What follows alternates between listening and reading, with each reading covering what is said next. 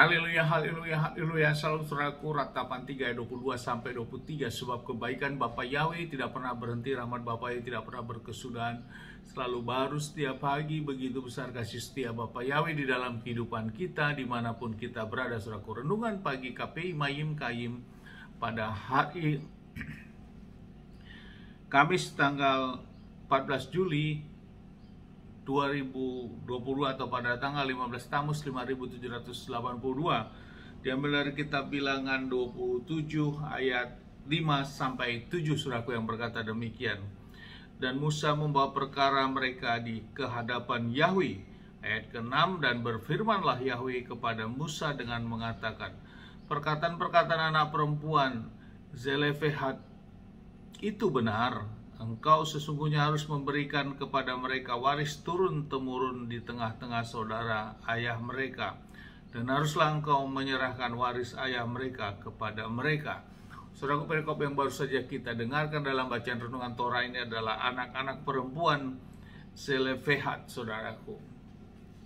Saudaraku, di dalam peristiwa ini bahwa Bapa Yahweh menetapkan, saudaraku, tentang pembagian ahli waris, tentang ahli waris, saudaraku. Karena perempuan-perempuan Zelefehat ini, saudaraku, ditinggal oleh orang tuanya yang sudah mati di padang gurun. Kemudian mereka menghadap kepada Musa, saudaraku, karena mereka tidak memiliki saudara laki-laki. Dan perkara ini dibawa Musa ke hadapan Bapa Yahweh, dan Bapa Yahweh turun untuk memberikan suatu hukum tentang hal ini, saudaraku. Inilah berbicara tentang ahli waris atau pembagian ahli waris, saudaraku, di tengah keluarga. Dan kitab suci kita ternyata menetapkan hal ini, saudaraku. Bahkan Bapa Yahweh sendiri yang memberikan hukum ini, saudaraku. Dan biarlah juga hukum ini menjadi suatu dasar bagi kita bila memang saat ini saudara-saudara semuanya mendapatkan suatu ahli waris. Demikian, saudaraku, bahwa sesungguhnya anak laki-laki di tengah keluarga memang memiliki suatu hak yang khusus dalam pembagian ahli waris, karena mereka lah yang mendapat hak yang pertama, saudaraku, di tengah-tengah keluarga. Namun bila tidak ada anak laki-laki, maka dapat turun kepada anak perempuannya, saudaraku. Ini kitab suci kita menyatakan hal itu, dan Bapa Yahweh sendiri yang berbicara, saudaraku, tentang pembagian ahli waris ini. Namun bila anak perempuan juga tidak ada, anak laki-laki tidak ada, anak perempuan tidak ada, maka ahli waris tersebut jatuh kepada saudara laki-laki dari ayah yang meninggal ini, saudaraku. Dan dia jatuh kepada saudara laki-lakinya, saudaraku. Dan bila saudara laki-lakinya selanjutnya harus menyerahkan waris kepada anak perempuan, dan jika dia tidak mempunyai anak perempuan, maka haruslah engkau memberikan warisnya kepada saudara laki-lakinya.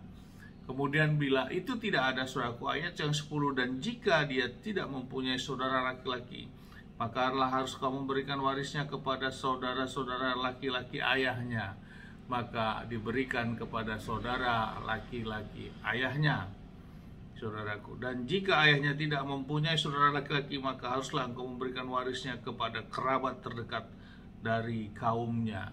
Jadi, saudaraku, inilah pembagian waris yang harus kita pahami.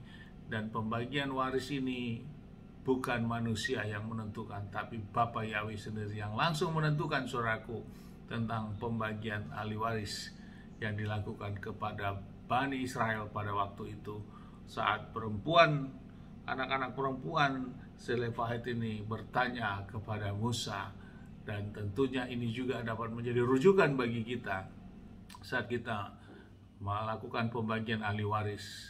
Dan bagi yang tidak mendapat hak juga harus bisa memahami bahwa sesungguhnya ini sudah tertulis di dalam kitab suci kita. Biarlah renungan ini meneguhkan bagi kita, saudaraku, sehingga kita juga tidak salah dalam mengambil keputusan bahwa dasar dalam penentuan ahli waris juga sudah ditetapkan oleh Bapa Yahweh secara langsung kepada Musa, tentunya sampai kepada kita semua saat ini. Amin. Sukses besar buat kita semua. maju terus dalam iman. Dari tempat ini kita sama-sama berdoa, Bapak Ibu memberkati dan melindungi kita semua dimanapun kita berada. Bapak Ibu menyinari wajahnya kepada kita, berikan kita kasih karunia. Bapak Ibu menghadapkan wajahnya kepada kita, berikan kita damai sejahtera. Apapun yang kita kerjakan lakukan sepanjang ini, semuanya menjadi berhasil. Dan kita orang yang percaya kepada Bapa Yahweh, kita tidak dipermalukan. Janji firman, ada keselamatan yang pasti bersama Adonai Yeshua HaMashiach, Mesias kita yang hidup. Amin, haleluya, salam saudaraku.